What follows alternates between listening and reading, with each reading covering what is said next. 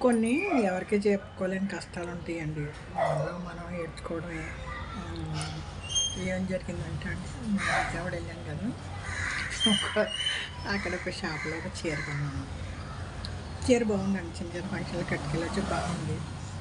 ఆ అబ్బాయి 750 ఏమో చెప్తే మనం ఏదో బేరం ఆడేస్తాం కదండీ! అలా ఇలా బేరం ఆడేసి 700కి తీసేసుకున్నాం. విత్ బ్లౌజ్ కూడా ఉంది. అక్కడే ఫాల్సు లైనింగ్ అది కూడా కొనేసానండి. ఏదో 2, 3 ఫంక్షన్లు వేసేసుకోవచ్చు అనేసి అనుకున్నాను అండి.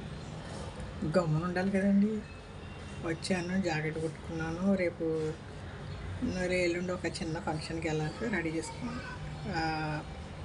ఇన్‌స్టాగ్రామ్ చూస్తుంటే అండి, అదే చీర 399 వచ్చింది. దానికి ఏం చేయాలో తెలియట్లేదండి. ఇప్పుడు బయటికి చెప్పుకోలేము.